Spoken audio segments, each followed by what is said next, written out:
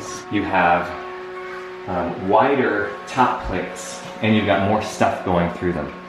So this, am I crazy? Is that the office right there? Yeah. Okay, cool. So that is where we saw that hot water pipe earlier. Mm-hmm. And this looks a little different than it did, right? We can see all of this is glowing, and you can see that there's air leakage through the tongue and groove. We've got a lot of tongue and groove right now. So that is an indication that there is air leakage, that there's a pathway that's coming from the attic all the way down through here. And this is the first floor where it shouldn't really make a difference. We can also pressure pan these outlets real quick. I know this is redundant, but your audience is very patient with attention to detail, so I love that. And yeah, this wall cavity is halfway outside, halfway inside, and it's an interior wall, right? So this is the kind of thing that for builders, like if you're gonna build new, super easy to pinpoint it and just put into your contract. The house will be tested to perform at this level. Each wall will be proven through pressure pan testing to perform as totally inside, et cetera, and then you just don't pay the subcontractors in charge of that until they actually hit the target that you're looking for, which in this case would be 0. Or some reasonable, like 1, 2, or something like that. So if you get it within 5%, then you're good. But something like this, much easier to fix when you're at the get-go. Before you have a bunch of insulation in the attic that you have to now scrape aside and get at something. It's dirty and hot up there, and so that can be done in the very beginning stages. The door being one inch undercut, you wouldn't expect. Yeah, not a whole lot. Honestly, it won't make. I mean, that number should be as close to 0 as possible. So 1 out of 20 is 5% connection to outside, which is, I mean, 1.5. So we're looking at like 7.5% connection to outside. So that room is a concern, but what I would do is I want to test every single room in the house to show what the kind of prioritization of it is. So if this room is the lowest number, master suite is the highest number, I start at the master suite because I want to bring the biggest number down to 0 and then work my way down. So you spend money where it's going to make the most impact all the time. Okay. See, suite. Master suite, that's what he called it. Master wing. That means you're fancy. Did you hear that? Yeah. That means that we found something. So you can actually feel it with your feet. Yeah, look at it. Holy moly. Just blow up the side of the house. So we're at 20 on the blower door. So this is kind of what I was hinting at. If you had a crawl space under your house, I would probably invariably find that the crawl space is way more a part of the house than the master suite is, and this is an ideal candidate for this. So 18 out of 20 means that master suite is 90% outside. So when you close these doors, like at night, do you guys close the doors at night? Good. Okay, so don't do that. If you did that, then that suite becomes totally disconnected from the house. Now, it has its own HVAC system, which is good because it's going to need it. But also, it just makes the air quality and the pressurizations of the house and everything kind of get a little out of whack because you want nothing to happen when you close these doors. It should remain completely inside the house. So it's getting a bunch of air from outside, and we would want to know where all that's from. We already know it's from attic leakage, through the top plates of walls, through recessed lights, through the complex geometry that's going on up there. And so, yeah, now you can start making targeted decisions on what you're willing to do and what you want that number to become based on your expectations. So there's got to be a gaping hole somewhere. We got to find that. It's just a bunch of little holes, probably. But couldn't another possibility be just leave these doors closed all the time and turn the AC off, and that'll be more efficient? No, don't do that. Because it's still got a 20% connection to the house. Oh, yeah. So it would still have the kind of air that's in there. Yeah. And so you get this wing of the house filled with outside air, and then these doors, the back side of the doors would be covered with mold because the doors will be the same temperature as that room. So yeah, that's where, in general, don't close off rooms of your house ever and think that that's going to do anything, because like that's where the pressure testing comes in handy, and you're like, okay, if I did that, then I have no idea what temperature or relative humidity would be in this room, and therefore I can't control condensation or quality. Right, which is the same thing everything else. It's exactly the same issues everywhere in the house. So, which is good, because now you can use a consistent approach. But the tongue and groove, and in this case it's a lot of it, not just some of it. So call a drywaller is what you're telling me. I mean, if you're willing, you've got a lot of stuff that's embedded in this, like speakers and all that. You'd want to take care of it. But yeah, if you're going to go crazy. So just go around and paint all your ceilings. Yeah, but realistically, if you're just the kind of guy, which I think you are, who just likes to know exactly what the specs of something are, now you know what the specs of your house are, and if you decide you want to dyno your house, am I using that right? You can, because you know where you're starting, right? So you could say, well, I really care about it being perfect in here, and so yes, I'm willing to cover up all this beautiful tile roof, which is beautiful, but it doesn't do what a drywall would do. So I'm going to go ahead and pay somebody to cover everything up. Or another thing, and this just just push more air at it, right? I mean, with your air conditioning, right? Absolutely, yeah. I mean, one solution for having a really warm house is to be in the middle of a field and have 2 bonfires, one in front of you and one behind you, and then you have you don't have any insulation, any air sealing, but you have enough HVAC power that you are perfectly comfortable on a 0-degree day. But the challenge here in Florida is not, we can get your house cold. Right. But you're always fighting relative humidity. Always. Right. And you're hitting pretty close to relative humidity targets, which is a testament to the equipment and its capability, because before, when you had your old equipment and you weren't... Yeah, it was a sweat box, right. I couldn't figure out why I'm sweating all the time. Right. I just thought I was fat and out of shape. So you put this equipment in, and it's working its tail off trying to maintain, 58, 60% relative humidity, doing the best it can, but it's still going to be fighting. But still, so that cost me an extra $100 a month. Sure. Versus spending $50,000 to go change all my ceilings out. Exactly. And it's just so you have to play that balance. But it's not just power consumption, because it's also that you're drawing in all this nasty air from your attic everywhere. You've got this gross air coming in all over the place that's not filtered and not. So yeah, it's like cars. I don't own a Porsche, but some people do. Some people like Porsches. I think I know one. And the reason that you have that is because it's the best thing. So if you're the kind of person who just likes to have the best thing, well, but wouldn't it be more intelligent to do the best thing from scratch when you're building the house, right? It would. So then now it becomes much less costly. Absolutely, yeah. And you have the power, all the leverage is in your hand. So you can say, I want it to hit this target, and if you don't hit the target, I don't pay you. And so now there's no choice. If somebody signed the dotted line and they put the bid in on it, and so then theoretically they would price in the extra work they're going to have to do. Yeah. When somebody calls me and says, hey, how expensive are you? I just tell you what, first of all, you call the most expensive person in town. The reason for that is this. Here are my prices. It affords you the ability to go and do the extra work that needs to be done. Right. Yeah, if you get what you pay for, right? If you're going to buy it, it's like with pressure washers. If you buy something that's $100 at Home Depot, you get $100 from Home Depot. That's what they have to make a profit. So it's that kind of thing where now you can make an intelligent decision, choose what you want, ignore what you don't want. You have the information. Maybe the information hurts. If you're in some people's cases, I tell them, don't have me out to your house because you don't want to know what I'm going to tell you because you're going to sell the house next year. Just don't find out because it's just going to hurt. But in a lot of cases, it helps you make actionable decisions. If you were about to replace all the windows in this house, I just saved you $50,000. Yeah. Right? Because the windows aren't the problem. Windows are not the problem. And in general, don't. For anybody who's watching, please don't replace your windows. It's not the problem. Even if they're old single pane? Yeah, always just no. In Florida, you guys are weird. You only have aluminum and vinyl windows. That's all they sell here, apparently. Unless you go with an Anderson or a Pella or something like that. But, so those are not great. But these are Anderson. It's very unlikely that they're the main problem. Check out my little, my subwoofer hole up there. What's that doing to me?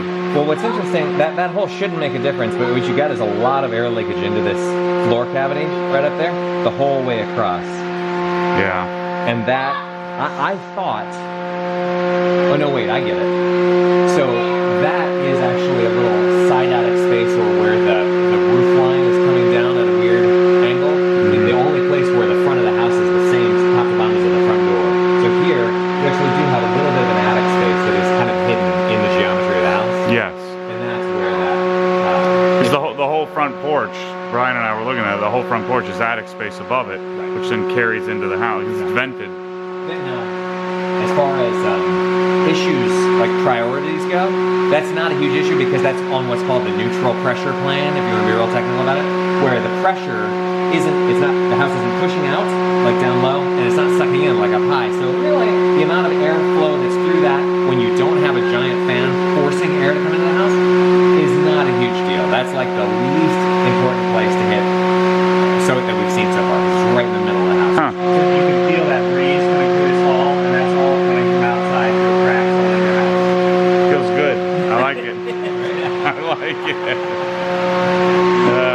Lordy. Just leave this in the door. Super easy to see. If we put the pressure pan over this light switch or that light switch, we would see a connection outside because you can see the fingers. Yeah. So this is like where you can start painting the picture, which is what the So tools give you. would it be better to seal the top plates in the attic or seal each light switch? Yeah, don't bother with those little foam inserts because there's two kind of fixes. There's point fixes, which would be fixing the light switch, which actually doesn't change the fact that air is getting into the wall cavity. It'll just come out someplace else. It doesn't care where it comes out.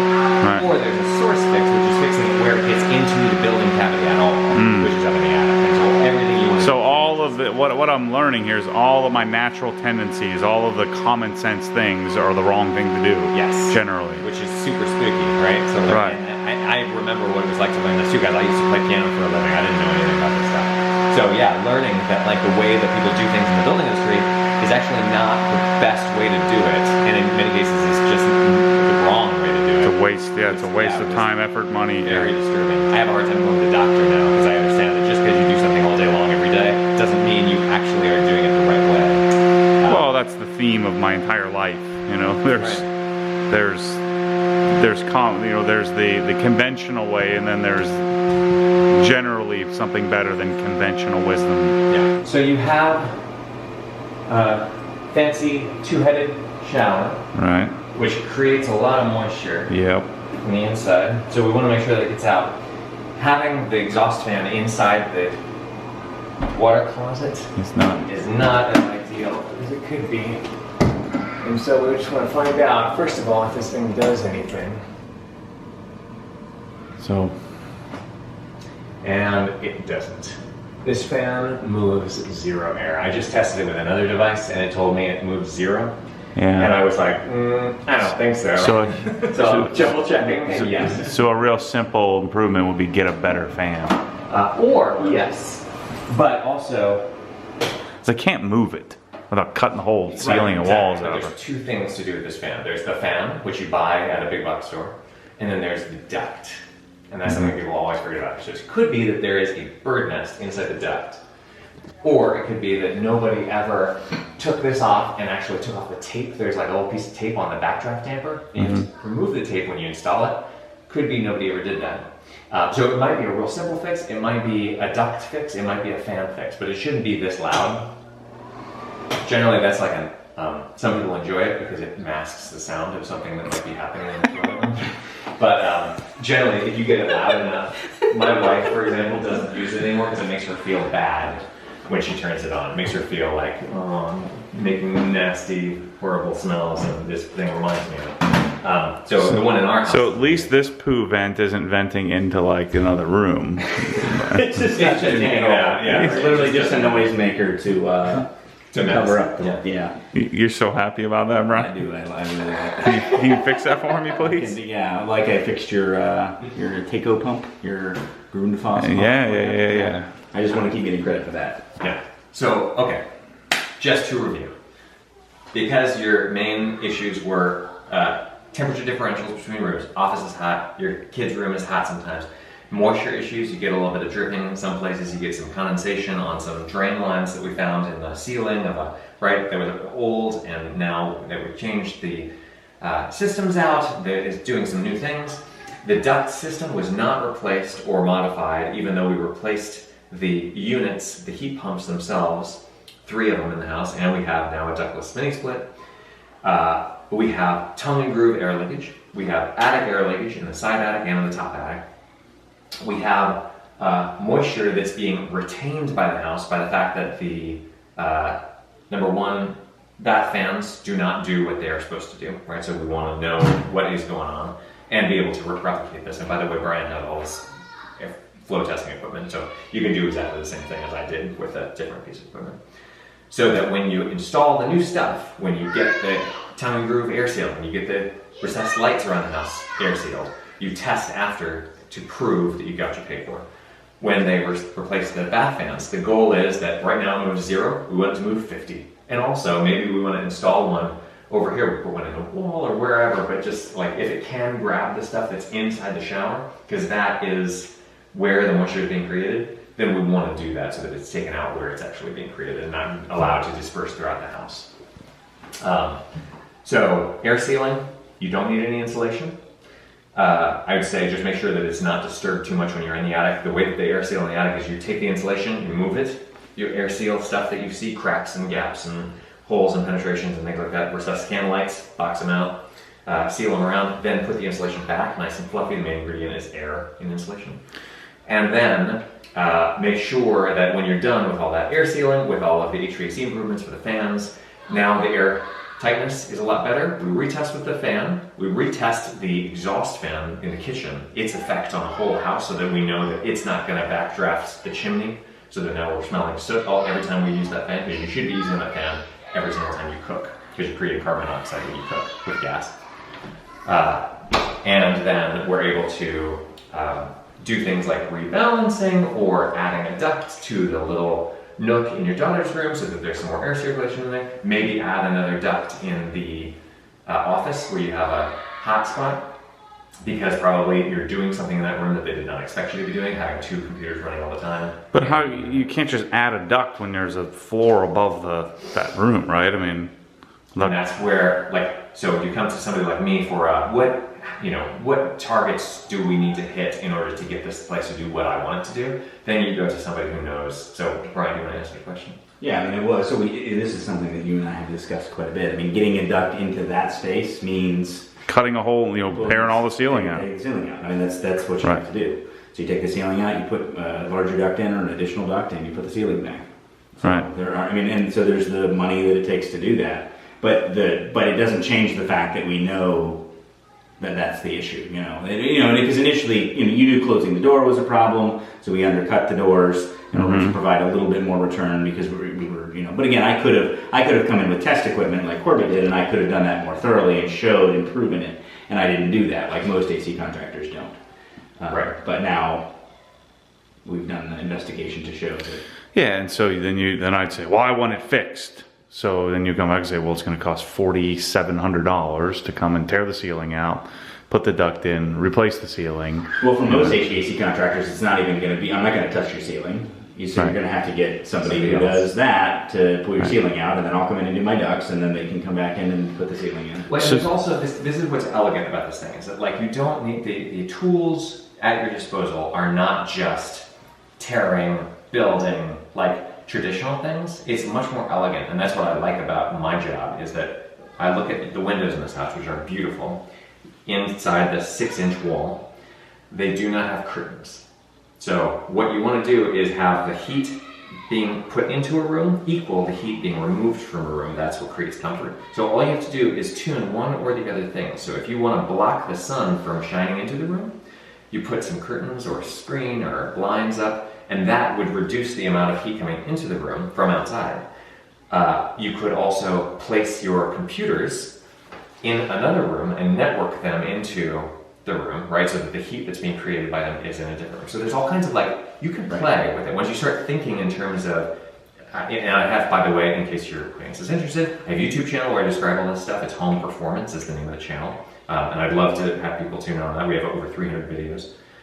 I have a free e-booklet on the front page of my website, which is buildingperformanceworkshop.com, and they can download what's called the Proof is Possible magazine. We gave this out on tour last year, and it kind of explains this in much more depth. So if you can think in terms of the 4 elements: heat flow, airflow and pressure, moisture, and air quality, then you start to understand, like, the way that the harmony and melody of your house work, the relationships between things, and the consequences of this happens, then this happens, and then that leads to this.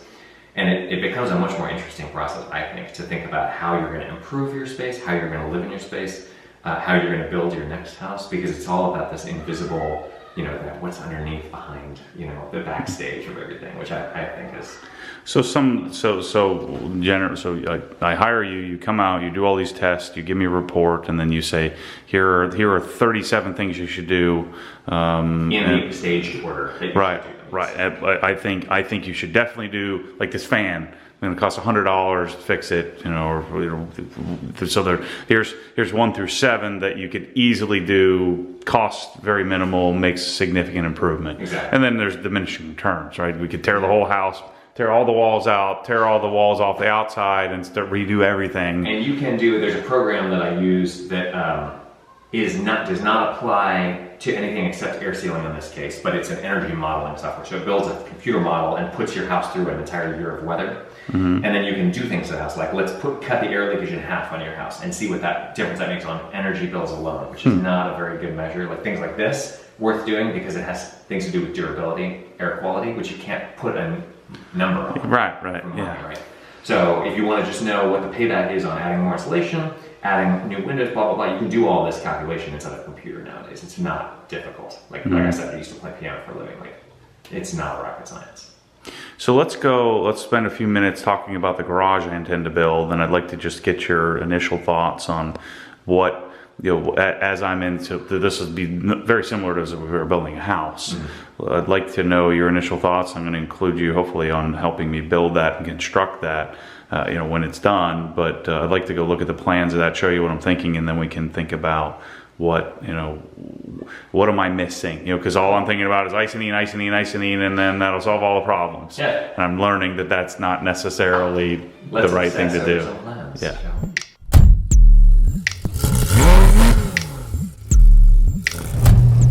Because what happens when the force pulls you back, your foot naturally comes off the gas. You have to keep your foot to the floor, foot to the floor.